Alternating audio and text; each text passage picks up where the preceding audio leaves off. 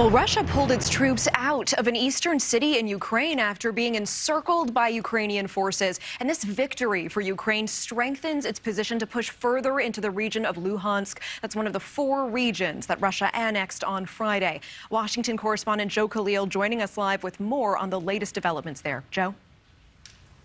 Yeah, this is a huge development on the battlefield in Ukraine, Natasha, as Russian forces pull out of a strategic and really important city of Lyman. And the timing here is interesting. Lyman is in Donetsk, as you mentioned. It's one of these regions that Russia now claims to be in control of, that they say is now part of Russia after that sham referendum, that vote last week that essentially Russian soldiers forced on the Ukrainian citizens living in those areas. It's a vote President Biden and a chorus of world leaders have called a sham and not legitimate.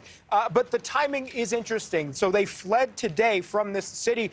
And what's really interesting, Ukrainian forces did not push them out. They didn't even have to. All that happened was Ukraine's defense ministry simply said that its military was entering the city, and the Kremlin made the call to pull their troops out in response. Russian troops would likely have been trapped on all sides by Ukrainian forces otherwise, but this is a major blow for the Russians as Lyman was a rail hub. It was an important strategic military city. Today, Ukraine's defense ministry circulating this video showing Ukrainian soldiers unfurling and raising their country's flag over the city, a sign of hope for Ukrainians that are living there now. And this loss for Russia comes as a time that Vladimir Putin continues to make threats about using a nuclear weapon, threats which President Biden addressed earlier this week as he announced a brand new round of sanctions against Kremlin officials. America is fully prepared with our NATO allies to defend every single inch of NATO territory. Every single inch. So, Mr. Putin, don't misunderstand what I'm saying. Every inch.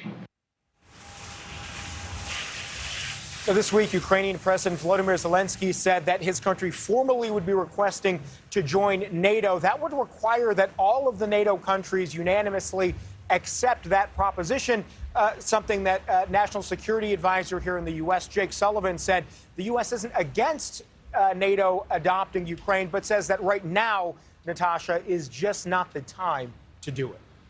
Interesting. All right, Joe Khalil, thank you so much for that update. Thank you for watching. Go to newsnationnow.com to find News Nation on your television provider. And don't forget to click the red subscribe button below to get more of News Nation's fact-driven, unbiased coverage.